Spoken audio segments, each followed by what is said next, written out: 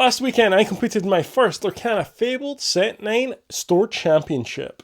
At the end of the day, I was very happy to come home with one of these promo cards. In this video I'm going to talk about the deck I used to win this thing, and hopefully help you win one too. To give you a little bit of background, since the introduction of Lorcana and organised play for Lorcana, I have been an avid Ruby Amethyst player. It's the only two colours I've really been playing. I have experimented a little bit with red, blue, but for the most part I was solely focused on Ruby Amethyst. When the first rotation happened and a lot of the Ruby cards were removed from the game, or at least from the core constructed aspect of the game, I didn't really have much of a choice but to adapt to the situation. And that opened up a couple of possibilities for myself and other players. The one that really drew me in at that point was Blurple. There's many aspects of Blurple that felt similar to Ruby Amethyst. It felt like a toolbox. It felt like it had loads of different options in there. Likes of Madman Elephant, Scrooge McDuck, Basil. There was a lot of different aspects to Blurple and many different ways to play the deck. To be honest with you, it felt like the challenge I really needed. Like, I loved Ruby Amethyst. I loved Be Prepared.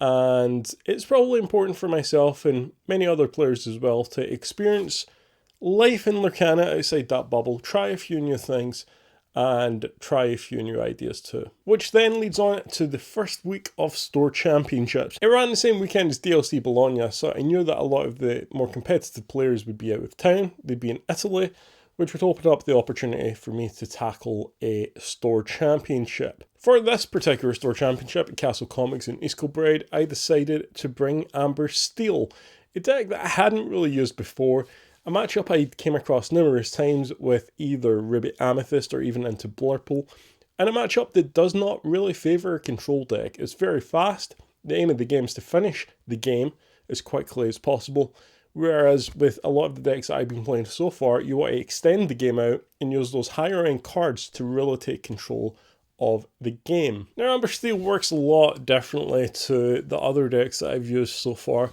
There's a lot of 1-drops. This is the list that I was using at the weekend. And if we just kind of break it down here and have a look at what's going on, you will notice straight away that there is 14 1-drops.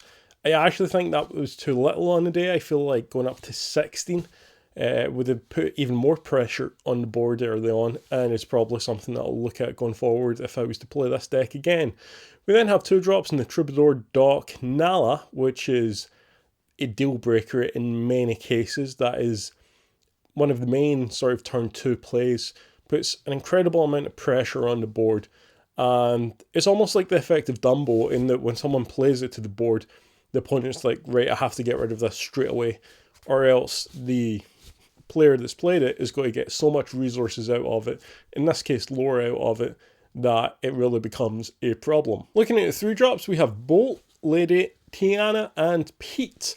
The Petes were a great addition, particularly because I thought we would be coming up against a lot of Under the Sea, and Under the Sea just absolutely decimates this deck whenever that combination gets going. Fortunately, however, we do have a couple of tools to stop that combination from ever taking off, with the likes of Fire the Cannons and Strength of the Raging Fire, and also When Will My Life Again to stop opposing characters being able to challenge for a turn. For the 4-drops, we have the Shift, Rhino, Sven, and Pluto Bodyguard. The Bodyguard's great, 5/5 body with no damage on it. Combines very well with Penny, where if a character hits into it, you can play Penny, heal the Bodyguard, and goes back up to full strength. Fire the Cannons, as we mentioned. World's Greatest Criminal Minds was a late addition, I would say, after some testing.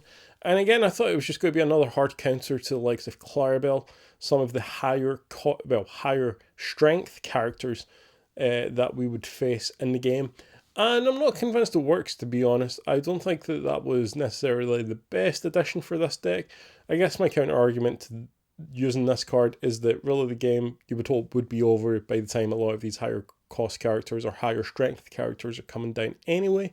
So I'm not certain whether or not that made a positive impact or not. I don't think it did. Strength of the Raging Fire is a must in this deck, and When Will My Life Begin? Ideally, if you can sign Strength of the Raging Fire in either turn 2 or 3 with 3 or 4 characters on board, that's going to be able to get rid of most things that will be on your opponent's board. There might be 1 or 2 things that can outstand that, particularly if you are on the draw. If Blurple managed to get down a 5/5 body, such as a Scrooge McDuck, that's going to cause a problem. and you will just have to trade something into it, as well as some strength to hopefully get rid of it. The idea with this deck, particularly in the mulligans, was make sure you have a 1-drop first and foremost. I think you'd have to be quite unlucky. You didn't have a 1-drop. In a hand that opened where I had no 1-drops, I'd send it all back, similar as I would do in Blurpool to ensure it, or increase my chances as much as possible of getting a 1-drop.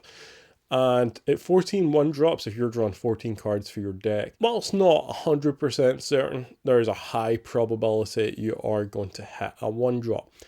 Ideal turn 1, I would say, would be either a Mulan, possibly a Daisy, followed by a Nala. Nala's got to put a bit of pressure on the board. If you could follow that up with a Lady, with another Nala, and then play Tiana, at that point you're putting tremendous pressure on your opponent, and they really do have to play in your perfect game in order to clear everything up successfully. Pete can also come down turn 3 or 4 to stop any songs from being sung, such as an opponent's strength, such as an opponent's fire the cannons, and also such as Under the Sea. Rhino put in a lot of work, and I think going forward, maybe using a 2-2 split was a terrible idea and not something that I will repeat. I'm glad I tried it. I feel like using more than 2 copies of each is probably a good idea going forward. Dock is great for drawing more cards, particularly if you get an empty hand, so the idea is that you just completely empty your hand onto the field, put as many characters down as possible, play Dock, draw a couple more, sing a few songs, or do what you can with those 2 cards that you've drawn into. Bolt, great for even more pressure. Again, if we go back to the play of something like a Daisy, perhaps, followed by a Nala, followed by a Lady and a Nala, then if you're playing Bolt, it's almost like a bodyguard in a way, because it quests for 4. The chances are your opponent's going to want to take out that. I would assume an opponent would probably prioritise taking out Bull that quests for 4 as opposed to Daisy Duck, which quests for 2 and is also going to give your opponent a potential character to hand. So again, it's a great card. Puts a lot more pressure on the board, and it's just another thing for your opponent to deal with. Sven, for the cost of 4, is able to ready up a chosen character. The idea here is that you can quest away, whether it's with Bolt, whether it's with something else, and then you can ready it up. It can't quest, it can't challenge for the rest of the turn, but in an upright ready position for this deck is kind of where you want to be most of the time, particularly in the late game. The strategy for the late game is stay upright, at which point you're essentially forcing your opponent to find a way to exert your character with the likes of an Elsa, possibly an Ursula if they're playing Amethyst. Removal could well be an option with the likes of Hades, or even Be King Undisputed in Ruby. There are ways around it, it's not foolproof, but again it's just exerting as much pressure on your opponent as possible and forcing them to make decisions they might not want to make. I do not classify myself as an experienced Amber Steel player at all, but I think even to myself it is pretty obvious the idea with this deck is get the game finished as quick as possible. Get in, get out, go get yourself a cup of tea, maybe a biscuit or a brownie or something like that before the next round starts, and just get the game over with. You do not want to be using this deck, particularly if you get to turn 13, turn 14. You're playing against something like Blurpool, where they could easily draw into a Finder's Keepers, a second star to the right. That applies to any Amethyst deck, where the card draw is very good. You're playing against Emerald in the top deck, something like a Clarabelle as well. That's going to be very difficult to remove, particularly if we take out the world's greatest Criminal Minds. You really want to get the game finished. Do not let the game go on any longer than you have to. Get it over with. But at the same time, do that in a way that is sustainable. I think the worst case scenario is that you just quest away, knowing full well your opponent can take out all your characters. And there was a few times at the weekend, actually, I was guilty of this myself, where there's a turn in particular where I had maybe like 8 or 9 lore on board, and I think that would take me up to something like 16. And I just quested into it. I was like, alright, I'll quest, I'll get me 16, I'll see what I get off the top and try to find the 4 elsewhere. The next card up was a Bodyguard Pluto, which would have been great if it weren't for the fact that my opponent had then taken out all of my characters with their shifted Milan and managed to basically clear my board. Had I waited the turn, played the Pluto, the result might have been the same, I can't say for certain, but it would have definitely strengthened my position. It would have meant that they would have had to trade something into Pluto, the Bodyguard, at least to get rid of it, and there could well have been 1 or 2 characters standing on the field, which would give us a better chance of ending the game with a win for us. Alright, so I'm going to go through my matchups of the weekend very quickly. First of all was a green-red deck, I believe, and I was playing against the opponent that had just recently picked up Lorcana. They were a Magic player, still play Magic, collect Magic. Their partner was playing on the day as well. They wanted to come along, try out Lorcana, and that was the first matchup. It was a good, fun game. I enjoyed it. And unfortunately for them, it didn't really last too long because the aggro was aggro and they didn't really have many tools to deal with it. And to be fair to them, I think they've also not came up across this sort of deck before with the likes of Tiana. They weren't really sure its effect. I did my best to walk through everything, let them kind of know what all my cards did and things like that, but I just don't think they had enough in their deck to deal with some of the threats that are in this aggro deck. Going on to game 2 was the first of 2 Ruby Steel matchups of the day. Lucky for me, I was on play, and same strategy, just get a bunch of stuff down straight away. I didn't know what my opponent was playing at this point, so I started off, I think, with the Daisy. Turn 2, managed to get a Nala down, Lady Nala, and managed to kind of quest away quite early on for the victory before my opponent could really get set up. Going into game 2, I was aware my opponent would be on the play, so I'd really have to almost catch up. Being on the draw in Lorcana can make life incredibly difficult. You really do have to play catch up to your opponent straight from the outset. And unfortunately, I was able to do that with the 1-drops, the 2-drops, just get as much pressure down as possible, and essentially just force the opponent to respond to what I was doing. Going into the third match, I had a 2-0 record, and I felt pretty good, I got to be honest. 2-0 up, 2 more matches to go, and a real decent shot of making top cut. 1-1 out of 2 matches would have probably been enough to make the top cut. This is when the day started to turn, however.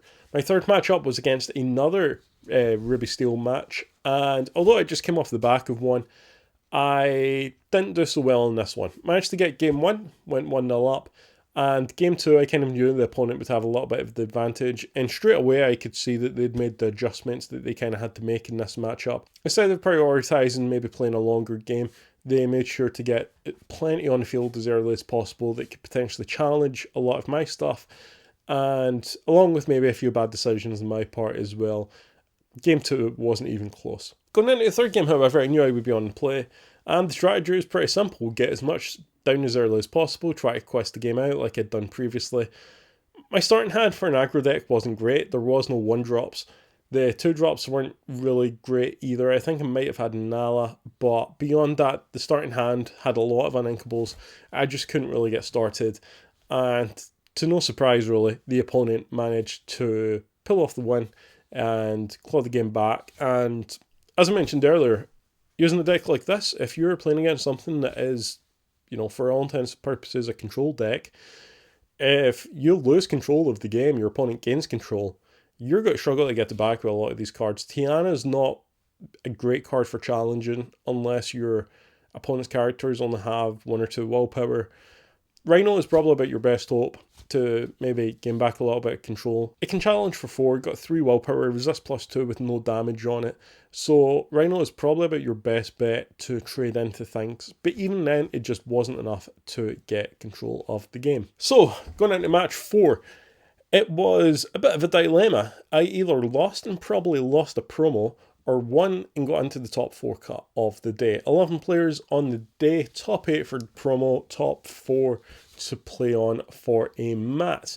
And the final matchup of the day was none other than my favourite colour combination, Ruby Amethyst. It's been a while since I've seen this. I've not played against too many Ruby Amethyst decks this format, and this one worked pretty well against me, I must say. The opponent won the dice roll, so they were going first. And again, my strategy quite early on was just get as much pressure on the board as possible. Game 1, I was on the draw, and the opponent managed to win the game fairly comfortably, I must admit. There wasn't much aggro going on. Game 2, however, when I was on the play, I managed to get as much down as early as possible, put enough pressure on the board, and that certainly sealed the deal. It all came down to game 3. Everything was on the line. Playing for a mat, playing for a promo. The opponent was in 10th position in the leaderboard at this point. I was in 5th. The likelihood of whoever lost would be kicked out. It was certainly a dilemma. Win and go on to play for a mat. Lose and we could potentially be going home empty-handed. And game 3, aggro just wasn't aggroing. The opponent managed to get control of the board with the likes of Madame Medusa to bounce back Nala several times. I just couldn't flood the board with enough characters to gain enough lore to really put pressure on the matchup, and the opponent managed to see the game out. So, from being 2-0 up to all of a sudden being 2-2, it's fair to say I was slightly disappointed in my performance in the last two games. Lady Luck did play a little bit of a factor, but on top of that, I just feel like I didn't play particularly well. But more importantly than all of that, I feel like my opponents played very well.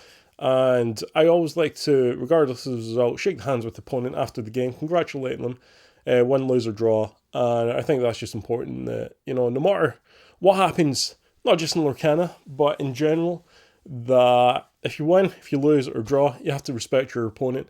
I can't say that always happens in return, but I always try to do my best to shake hands with my opponent, have a bit of a chat with them if I can, and yeah, just enjoy the game as much as possible. 2-2 in a 11-person tournament where the bye was a thing. My tiebreakers weren't particularly great. I thought I'd blown it. I thought there was no chance that I was going to get a promo. However, there was one final game that was going on by the time we were finished, and the game had two players with a record of 1-2. Both had better tiebreakers than myself, but the two players were 1-2. The only possible way that I could guarantee a promo card was if these two players draw the match, and somehow they managed to draw the match, ending their records on 1-1. Meaning that 2-2, I managed to grab one of these promo cards, which I am so happy about. I'm really happy that first set champs up of the set, managed to get a promo. Can kind of relax into it, play a few more certainly. And yeah, maybe go for a mat next time, try to get a mat, improve the record.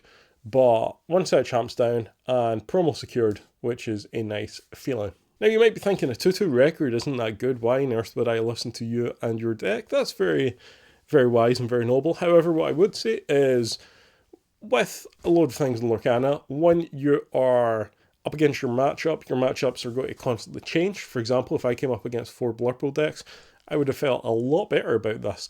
Particularly in the Red Steel matchup, there is actually quite a few counters to this, with the likes of Leshang, Mulan, characters that can challenge my ready characters, meaning I can't just keep them upright to protect them. And then also the likes of Medallion Weight as well, to give more strength to characters to then outbalance Tiana's -3. If you're thinking about what to play at your next set champs, I think this is a really good deck to take with you.